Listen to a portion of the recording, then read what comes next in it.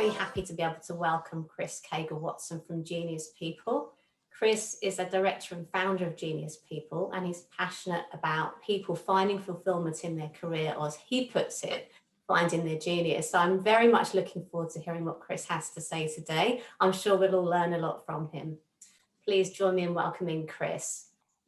Thank you very much. As a bit of background, Brian has sort of summed it up pretty well there, but we specialize in professional services, so accounting and finance from a recruitment perspective. And I'm very, very passionate about the career counseling side of things because firstly, I think it's done pretty poorly, I think, particularly at an education level at school and university. I think there's a lot of social conditioning, a lot of parenting conditioning, and that's why we're going to start off with a little bit about the psychology and the unconscious mind, really, and how that plays into long-term career strategy. Hopefully then today it might give you a bit of structure around having a bit more of a longer-term plan. So the chat box is enabled now, everyone, so do feel free to jump on there. And I'll give you a couple of anecdotes there, actually, of exactly what I mean by how lucky you all are in working in accounting and finance. So I had a wonderful lady in insolvency. I'll keep her name. She will remain nameless. But I was just interviewing her for a role, and you can see from the non-verbals and the body language and so on that I actually stopped her and said, "Look, I'm not going to put you forward for the job." And she's quite a timid, lovely lady, and she was a bit shocked. And I said, she said, "Why?" And I said, "Because you're clearly not passionate about it, are you?" And she sort of laughed. And actually, her father was quite a prominent insolvency partner. So, that parenting conditioning came into the fore, I think. And while she enjoyed accounting, so when we drilled down into some of those natural aptitudes, and more importantly, the key areas of fulfillment that she has, particularly around project accounting and a few different areas, it was more the insolvency in the industry that she found herself in, more so than the actual day-to-day delivery, right? So when you stop, and we'll go through this later, when you stop and analyze those natural aptitudes and those key areas of fulfillment that we all have, and then you apply that to some of your passions. This particular lady, her passion was, or one of her passions was cancer research, because she'd lost her mum to cancer. So when you take a step back at the emotion and you look at things from the conscious mind, I said to her, so your passion is, or one of your key passions is around cancer research. You love project accounting and a few other areas for fulfillment. And I sort of said, well, can you not see what I'm seeing here? I'm sure there's plenty of project accounting roles working for a big cancer research company, and that's exactly what she now does. And she thinks I'm some sort of angel for finding her this job, when actually nothing to do with me. It was all sat there. She just, I suppose, didn't take a step out or have a conscious design on a long-term career strategy. Look, if you're into AFL or whatever it might be, cricket, you can literally go and work in any sector you want to do. Align the key areas of your fulfillment, the technical, the natural aptitudes, and I think the quality of what we all do stems, from the fulfillment in what we do. So, very important. And even outside of accounting, I spend a lot of time with a charity in Sunshine for refugees that come over. And you talk about career counselling, for us who have enjoyed privileged upbringing in a lot of respects. I remember a lovely lady from Congo, and she, bless her heart, and they come over to these charities, and they're like, they're pushed into KFC or pushing trolleys around, or, like it's ridiculous, really. And I said to her, I mean, I've got tens and tens and tens of these little stories, but she said to me, her passions, two real big passions, are traditional African dance and children. So I'm looking at her like, hello, how can you combine those two, to get a fulfilling job? Could you teach children traditional African dance? And she laughed at me and said, well, I don't have a dance hall. And I said, did you have one in Congo? And she sort of, oh, stop it, And so really, I think the fundamentals of what we're getting to now around your belief in what you can do, what you're worthy of, and then the effort and time you want to put into constructing and designing consciously a long-term career strategy is really, really absolutely key. Yep, brilliant. Okay, so this was obviously the 15% of people roughly that are fulfilled in their job. So we'll get into the behavioral psychology side of things, just a couple of insights, and I'm actually going to link it to your values or set of values, because that's another great question that a lot of people, I mean, we all know our values, right, in terms of hopefully kindness and strong family values and things like that. But there's when we get into the psychology of your decision making and being a productive environment, a lot of that is how high you are placing your genuine career strategy in your set of values, right? Very, very important for moving things from the unconscious to the conscious. And then I've sort of developed over the last 17, 18 years, a bit of a career quadrant that I use for people to really explore some key areas. And then really the self-assessment is very, very important. And then linking those two together, and then we'll have a big Q&A at the end. So I think from a conscious mind perspective, or if we start with the unconscious, which is probably the programming that we've all enjoyed or not enjoyed in the very early part of our lives. You know, it's funny, Mark was just saying to me at the start that, you know, he fell into accounting really by nature of his parents, you know, support, for the want of a better word. And bar the first 3 years as a trainee accountant, which he didn't really enjoy, now he's loved it and had opportunities to work all over the world and so on, and I'm sure done very well for himself. So you know, but there's a lot of people with that programming and that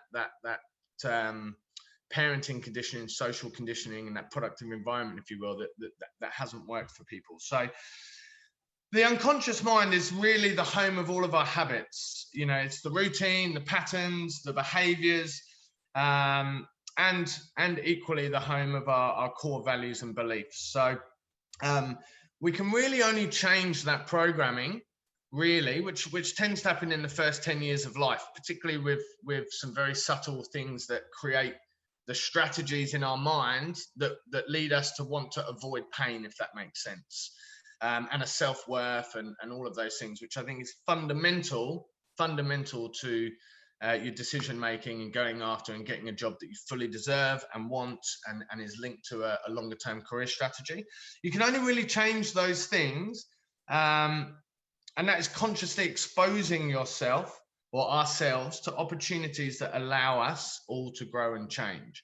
So if everyone sat there on SAIC and, as we said earlier, that productive environment, that really is actually your unconscious mind. And you call it fate. Carl Jung, and I've got a slide in a minute, he calls it fate.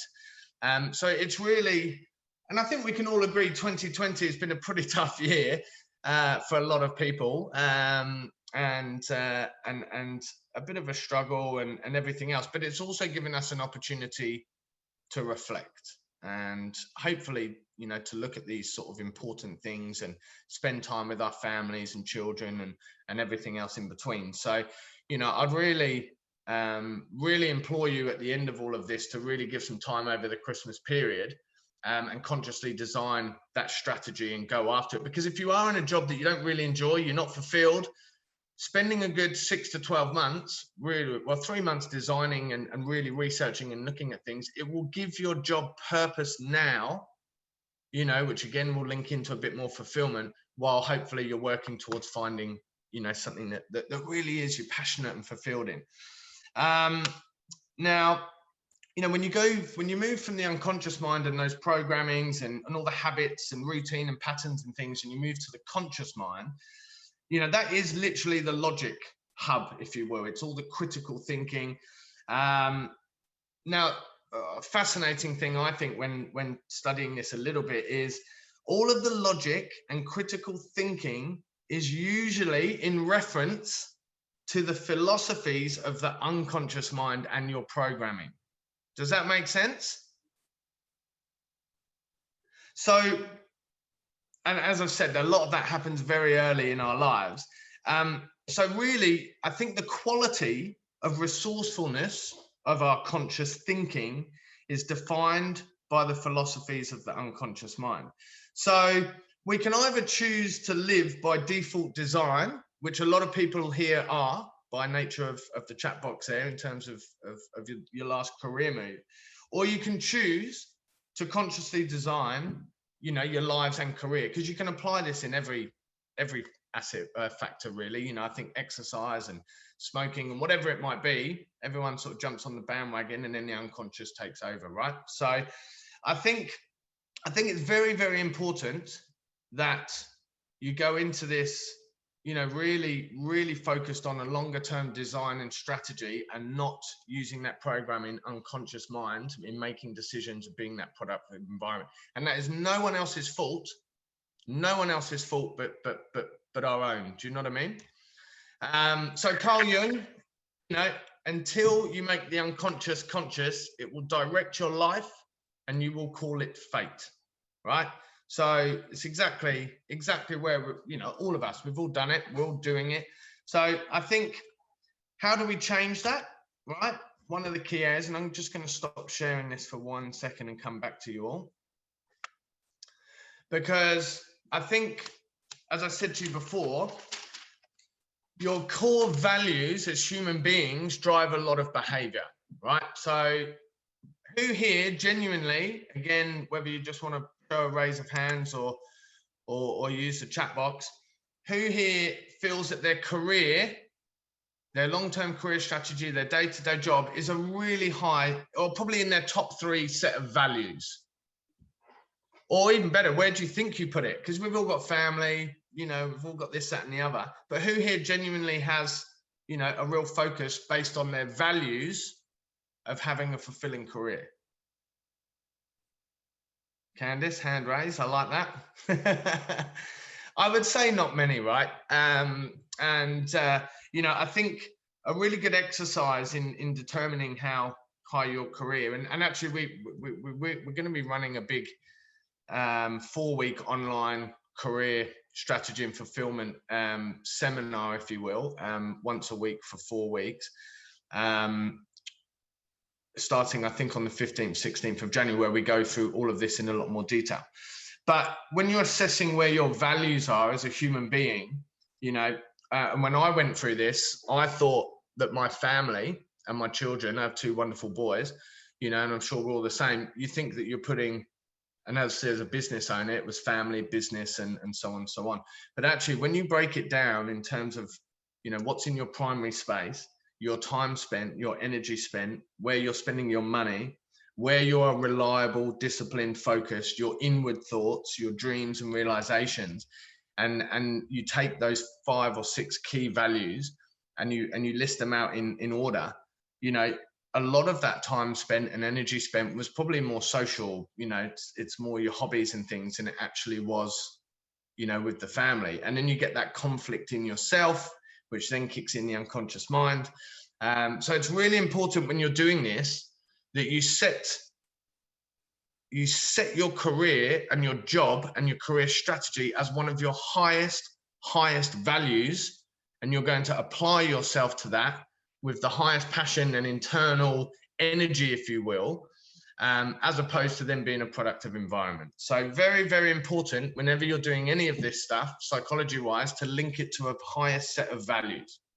So for me, I think when you're breaking, once you've sort of really established that you're not happy and that you want to make a change, and by a change, I think, again, a lot of people will rush this and again become that productive environment. But as a first port of call, I think you've got to draw a big cross on a piece of paper, the quadrant, and you've really got to list out your absolute key areas of fulfillment from a day-to-day perspective, right? So what do I mean by that? So accounting has many different areas, many different facets, you know, lots of different areas. I mean, I'm assuming a lot of people would have started off in audit, for example, from a professional services perspective, and then, you know, the opportunities to digress. The amount of auditors I get every week trying to get into corporate finance or trying to get into M&A or restructuring or something a little bit more advisory that they might deem a little bit more sexy and interesting, is huge. And audit's a very, very wonderful place to start, because it does then give you a lot of opportunities to grow. But you know, even from a technical accounting perspective or an industry and commerce perspective, you know, you've got your management accounting, your financial accounting, your cost accounting, your project accounting. You know, there's so many different areas. So you've really got to drill down, where do you get your key areas of fulfillment, right? And not just the subconscious, the key 3 or 4 things that keep coming into your mind. You've really got to drill down, I think, and list as many different areas, because the key point to this, and if we were in face to face and I had a big whiteboard behind me, I could actually draw this out for you, but is then linking across from the fulfillment to the types of jobs following the research that you do. Now, the other area of this, and this is again from a big issue with people doing their career search is, yes, you've got your key areas of fulfillment that you do now. Well, what have you been exposed to a little bit that you think would give you fulfillment that might involve a little bit of training and development? You know, might involve some study. So how many people go and do their CFA because they want to then move into a slightly different area of the industry, right? So I think when you're looking at your fulfillment of what you get now, well, what do you think would give you fulfillment as well, right? And this will link into, you know, the self-analysis on the next slide as well.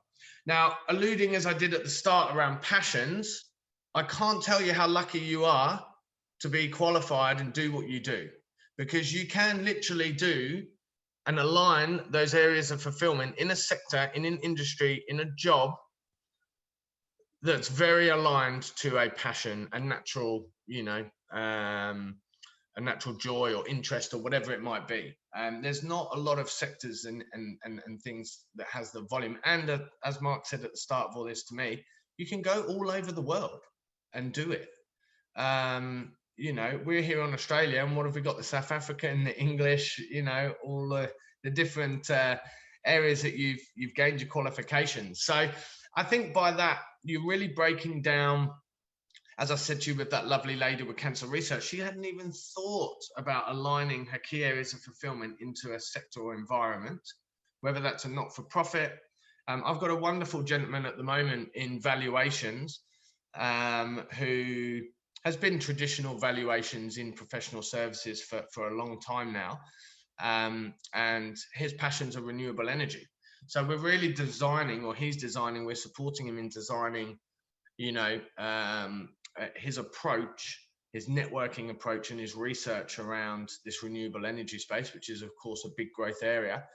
And now he's taken that longer term view of aligning those fulfillments to his passions and mapping the market and the different companies in those areas and the different businesses that he can work for. And of course, there's a host, absolute huge host of consulting firms, you know, whether that's from an M&A perspective, whatever it might be, that of course are specializing in that area as well. So lots of opportunity for him once he's done the research. So the other thing is, you know, the types of jobs that are all available. I think there's often quite a naivety or even an ignorance at times as to, you know, the different types of jobs available to you, whether you're moving into industry and commerce or from industry and commerce. So as an example, I spoke at the Chinese Chartered Accountants Association.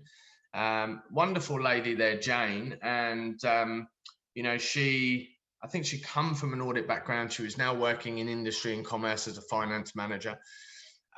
Didn't want to, like the idea of going into consulting and professional services, but you know, didn't want to get back into audit or didn't really want to go into, you know, a few key areas.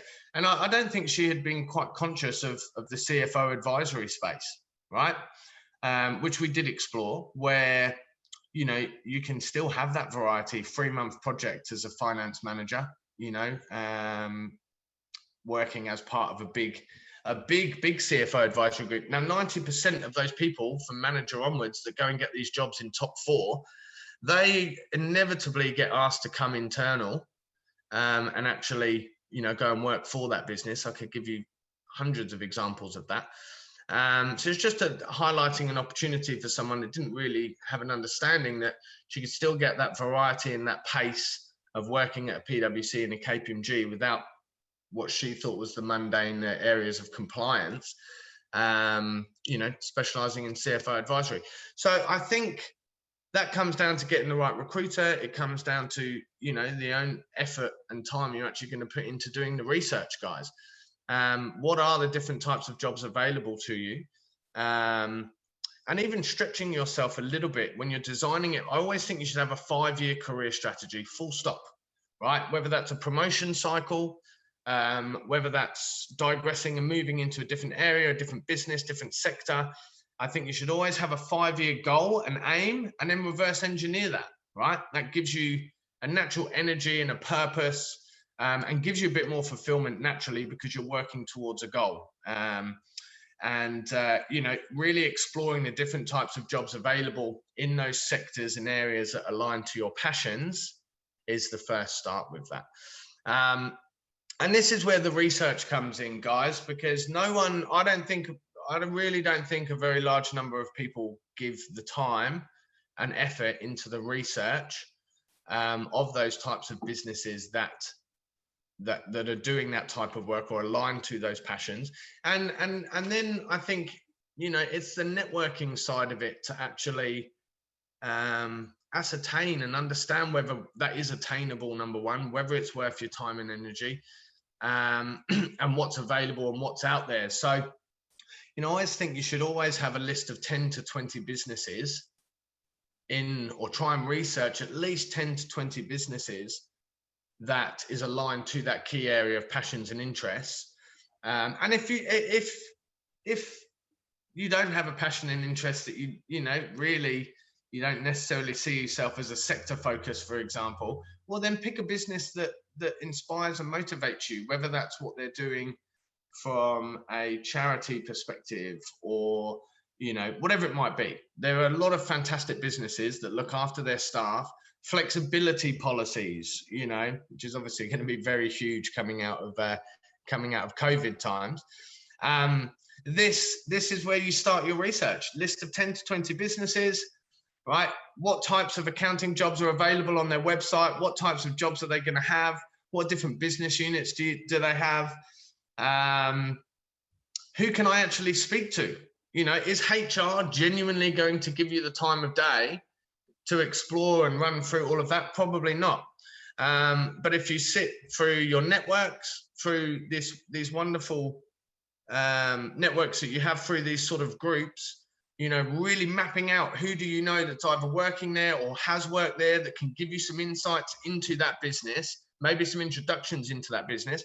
And to be honest, why not just pick up the phone or get on LinkedIn, which is a wonderful, wonderful tool to network with people, and just say, look, I'm designing my career strategy over the next 5 years as a business and a brand position. It really interests me. I have huge respect for what you're doing. I would love the opportunity to have a coffee and just understand a little bit about the business and see and get your advice on how I could potentially, you know, design my career strategy to end up in a specific role there one day. Not everyone's going to have the time and inclination to do it, but if you don't send that message, you're definitely not going to have that insight and coffee. Does that make sense? There's a wonderful guy actually, when I spoke at the last seminar here, Will, I forget his surname now. He was from the music industry, if memory serves. He actually came and sat with me over a couple of sessions afterwards. And just his energy and motivation and focus, having spent his own time designing this stuff and working through this quadrant, was quite amazing after a couple of sessions. And it also links in, and this is a really important factor, particularly for those that don't have a natural confidence in an interview scenario. If you have spent a long time going through these 4 areas and you get to your interview, because you cannot fabricate authenticity, right? You cannot. So if you are sitting there in an interview and they ask you, why is this role important to you? Why is this business important to you? And you naturally come through because of the key areas of fulfillment, why you're passionate about it, why that type of job is interesting, and the research that you've done, you are going to stand out head and shoulders above a lot of people that have applied to that role out of a productive environment because they've just seen it, they've liked it, a recruiter's put them forward for it. That is a fundamental, massive, massive benefit of consciously designing what we're talking about here, because your eye contact, your body language, your passion, your tone, everything that you come across in that interview stems from this, because it's from the heart, right? Very, very important, very, very important aspect of all of this, I believe. And then also, seek some help and research. Look, I'm a recruiter myself, but there are my peer group run around in such a manner where really I think it's about a bum on a seat. Do they truly try and understand your areas of fulfillment, your passions? And I'm not saying as a sweeping generalization, because there are some very good ones. But if you don't feel 100% that individual has got your best interests at heart, then just walk away from it, because they're just not going to give you the soundest advice. I could give you 2 or 3 fantastic recruiters in industry and commerce who genuinely take this sort of approach and time to understand all of that stuff. And the research, as I say, is really really the key aspect for you all moving really into the next 12 months. We've had a little chat about the 4 areas, the quadrants, if you will, and talking about being a productive environment and taking control of it. I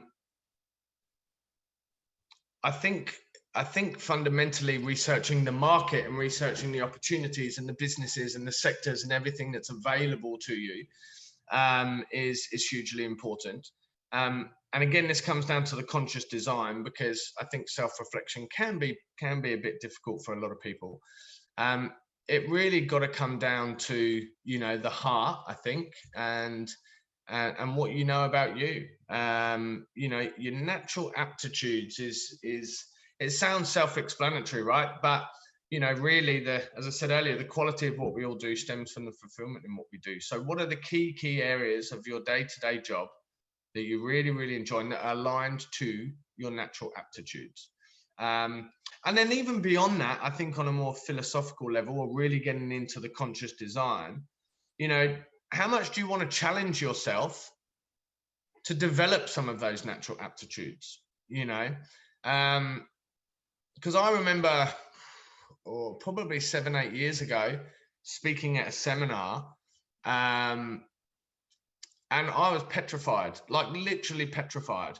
And I think I'm quite a confident individual at the best of times, but I was genuinely did not necessarily have a natural aptitude for public speaking, and petrified. I mean, almost physically sick beforehand. But I really wanted to develop that area. 1, I think, from a networking perspective. 2, from a presence. 3, with the passion I've got for finding someone a job or supporting people into a job they love. It's quite a fundamental part. So, what are the key areas for you as individuals? So when you're really assessing yourself, we can look at the natural aptitudes and all the positive stuff, because by nature as human beings, it's, you can sort of come through those. But what are the key areas that you really want to develop, that you're not just as naturally confident in, that you really want to consciously work on, whether that's through in those early stages, as I say, of networking, getting into those businesses that you might want to work, or I would hope that everyone here has a mentor, or a number of mentors. I think that's very, very, very important in achieving true enlightenment or fulfillment or success. You've got to seek them out and pick their brains. But you've really got to, again, I suppose, do another quadrant around this stuff personally for you, around natural aptitudes, technical strengths, and then really where those those key areas of development are for you. Which then links in as well to, as I said, a bit earlier, around the studies and the self-improvement side of things, because, that's a huge area for you guys in accounting and finance. There's so many different areas. And if that means you've got to study at home, right, and take yourself through the mill, well, if you have to study for a couple of years to really upskill or to get a job that you will find yourself in for 15, 20 years, I promise you, and you know full well you are not going to regret that in 20 years. And I get a lot of people with mortgages and kids and things like, oh, well, I just can't afford. You've worked in one specific area of accounting for that long, and you've worked your way up by proxy of being in the business for a long time or whatever it might be. And then you want to change and take 2 or 3 steps back to upskill, but you can't justify that cost. Well, if you want true fulfillment, then you're going to have to figure that out, whether you've got to do that and then drive an Uber around it in the evening, or do whatever you've got to do. And actually, to be honest, there's a lot of millennials that don't necessarily, I think, get that drive. But if you are a little bit more mature in some respects and a bit more senior, but you feel like you need to, you need to upskill and really develop, and that means taking 2 steps back to take 2 forward. Well, this all comes part of the conscious design and acceptance and alignment of values of what you're doing and why you're doing it, because, you will be happier. You long run will hopefully progress and earn that same money, if not more, in any event. It's just that little investment in yourself over a small period of time, which I don't think a lot of people are open to doing. Chris, I think that fits in very neatly with the question that actually came through from Karina, asking whether it was acceptable to take a pay cut in moving into a new business line. So I think that's probably what you've just been covering for us there to some extent. Yeah, look, great question. And it comes up so much. Look, it's an interesting one, isn't it? It's the same as setting up your own business or something like that, right? You've got to take a massive hit to do that, to try and get, genuine fulfillment and passions.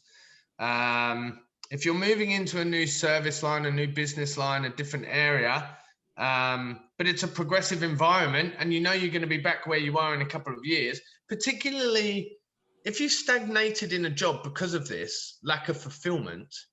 Well, isn't it better to take 2 steps back and figure it out? As I say, whether I say driving an Uber, you could do all sorts of things. You could just do bookkeeping online, or there's all sorts of different things you could probably do.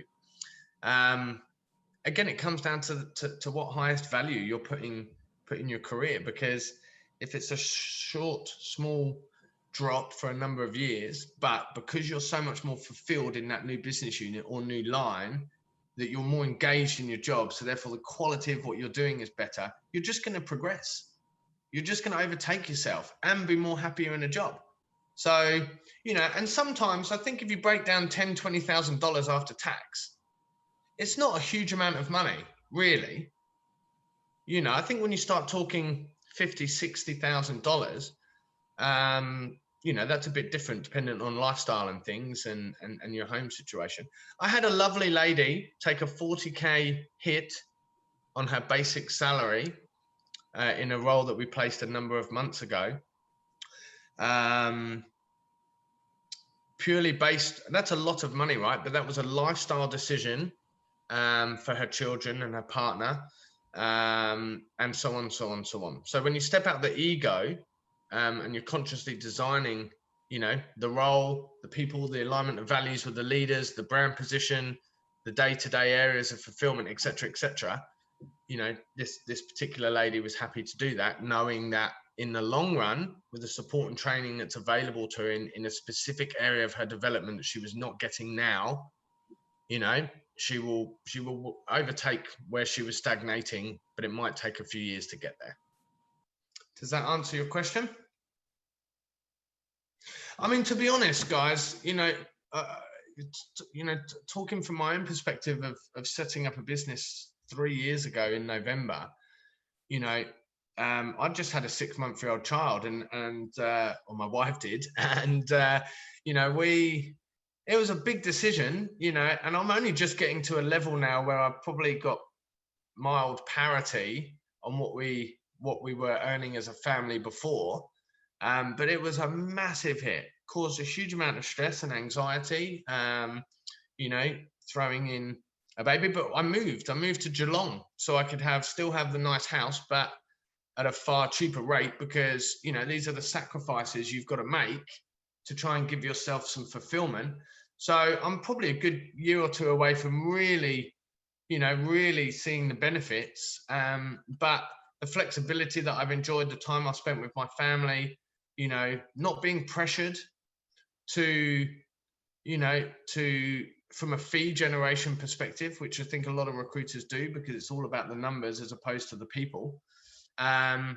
You know, so I took a massive drop, and I'm pretty sure in 3-4 years, I won't look back with anything but fondness on the lessons learned, the growth opportunity, and so on. So, you know, again, it's all down to that conscious design of what you want further down the line. So, and that links in really nicely to the patience side of things, because I think you're going to find the market next year, it's going to be a very, very challenging one. I think when JobKeeper stops, when this moratorium on insolvent trading finishes, I think there's going to be a lot of desperation. You know, there's going to be a lot of people out of work. I think if you're applying to a job now, I think, you know, there's going to be a lot more applications. So you're going to have to stand out in your interview process a lot more. And I think the way you do that is by that congruence and that passion and that authenticity, and the body language of why you want that job, why you want that business. You know, why it's the why, isn't it? And you know, I think when you've done this and you've reflected on this and you've researched all these businesses and you've networked with people that are in those environments, in those jobs, in those sectors, and you're so sure in your heart that it's right for you, that's worth so much in an interview scenario, I think. And particularly with how many of you there in the list that are a productive environment, and then even worse than that, how many of you actually feel fulfilled in your job. You know, I think you need to take some responsibility and really do this and put some thought and reflection into it, and take some time and some patience in developing a career that you jump out of bed for, you know. And then I think it also links in with the values. And this is a great question for the business leaders here, or senior executives, management, as well as everyone else for that matter, when you're actually having an interview. And I know a few people here are some of my clients, so might be giving away some IP here next time I have a candidate in front of you. But I always get them to ask what your values are as a leader. And likewise, I think as a business owner or a business line manager, whatever it might be, you know, what are your professional and personal values? Because I think fundamentally that's what drives behavior, unconsciously. So if you have an alignment of values, and I had a insolvency partner at RSM once say to me, Chris, do you know, I've been in this market for 23 years and I've never had a young man. He was only a 3-year analyst or senior analyst, I think. I've never had a young man ask me what my professional values were. I didn't know what to say. He's got the job. He's actually recently got promoted. He's now in senior management, and he's, you know, he's loving it. So, you know, I think the fundamental alignment of values alongside then an alignment of your technical strengths, your natural aptitudes, and a passion. And everyone's got their game face in an interview, right? You can't truly judge someone's values for an interview, but what you can judge is their authenticity, their body language, how they answered it, and that instinctive feeling in your heart, whether it feels right or not. You know, they're fundamentally very, very important factors, I think. So I think in terms of, you know, the quadrant around or the 4 key areas that I would implore you all to really reflect on. I think that's right. That's it. And I think, you know, linking it to your highest value and drive, and really do not listen to that little voice in your mind that tells you not to do it, or you don't have the time and energy, or you don't deserve it, because that's just your unconscious mind that's trying to fundamentally avoid pain. That's it. That's all it's doing.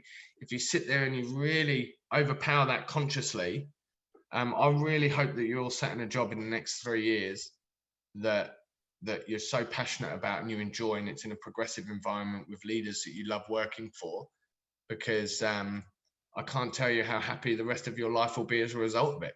And if I can help anyone in any way, shape or form, if you wanted to have a follow-up session, you know, you want some support on it, then please get in contact, and I'm certainly more than happy to help where I can. I think then it's really just around throwing it out to the table, really, as to whether there's any questions.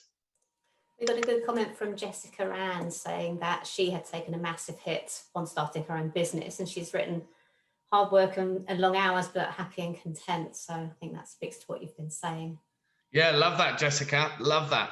And interestingly, can I just ask with that, right? How easy was that decision for you, right? Taking the ego aside, right? How difficult was that decision from an unconscious and a conscious perspective? How difficult was it for you? Well, to be honest, it wasn't. It sort of came with a long-winded sort of potential move down to New South Wales. We needed to decide as a family whether that was really what was aligned for us and what we wanted to do. The decision itself wasn't easy because being the only breadwinner and the sole breadwinner in the family, that sort of automatically made it a challenge. But I think, you know, with the support of my husband and sort of, like I say, hard work, and sort of drawing a little bit back on the skills that I've had from the past, I sort of moved back into an area where I'd always been, and sort of moved out into audit. And whilst I love audit and I love the interactions with the clients, etc., just moving back and staying, the environment in which I operate, because I was still fairly new to Australia, that presented me with some challenges, and I couldn't just walk in at the level that I was before. So yeah, not an easy decision. We made it. It's been hard work, but where the niche area where I'm consulting in, I think, is where I've always loved moving in and you know, sort of adding my value. And I think that's, you know, I'm not regretting it any one day. So love it. And no doubt, because of the quality of what you're doing, and I think a congruence that you find in yourself when you make these decisions, you know, that's right for you, the quality of what you do will only allow you to progress, you know. And this is the patience side of things, and you know, dare I say, I hope you're retired in 5 years, you know, but you know, I'm sure all of us would love that, right? But the reality is we've all got 20, 30 years worth of work. So, you know, taking that step back. So kudos to you and well done. I love that. And that's a really good point for the South Africans here, right? Because I'm in the process at the moment of developing some seminars and some training material, not just to China, but India and Pakistan, because I think it's very difficult when you come here. There is a very conscious bias, right, for people, you know, with local exposure. Now, I understand from a culture perspective and a communication skills perspective, fundamentally very important to the business. But I'm telling you, there are directors that leave Deloitte in India and come over here, or I've actually got a South African I'm working with in Queensland at the moment who was a head of corporate development for Caltex, and he can't even get a senior analyst role in M&A at the moment, you know. So it's so difficult. It's so very difficult, and you know, I think doing those decisions and making those decisions for the longer term play is the right thing to do. So good on you. I think you've made some fantastic points there, Chris. I think certain things really struck me. I think particularly having the 5-year career strategy. I know early on in my career, I just kind of I just went from one thing to another, and I actually look back and think I was pretty lucky because new opportunities kept opening up, and they were great. It was a learning experience, etc. But I think at some point, and some people hit this sooner than others, it's like thinking, well, what do I actually want to be doing, and where do I want to be going? And in sort of more recent, the last few years, I found myself more actively thinking about my values and strengths. And I think those points are just so important, really, to get really the most out of ourselves and also the most out of other people. Aligning our strengths and attitudes with our values in what we do with our career is just so important. And at the end of the day, who doesn't want to be happy in their job? Oh, absolutely. I think you can apply this to everything. I put myself through the mill, I think, in some respects, from a professional development and a personal development perspective, through executive coaching and life coaching, to really undo some of the programming and certain things that we all go through, and it's not our parents' fault. They'll do the best they can. Do you know what I mean? But how that actually impacts on your self-worth and what you think you're capable of doing or deserve is absolutely huge. And I don't think by nature people give it as much credit, because fundamentally we spend 70-80% of our time at work, really. Why would you not be happy in that? Why not? And it's no one else's fault. It's fundamentally comes down to you. So as I say, I'm available and will support anyone as best as I can. And I'm certainly glad you've all enjoyed it. And it's been an absolute pleasure. I think that keeping your eye on what's happening, what's going on in your own life, what your values are, and that 5-year strategy, because even if we find ourselves in exactly the right thing, things change around us. So it's keeping an eye open for what's going on and revisiting our own thoughts and what we want to achieve. So I think you made some wonderful points today. So I'll give you one last little anecdote here, right, before we finish. And my lovely wife, her passion is whale conservation, right, particularly killer whales and things like that.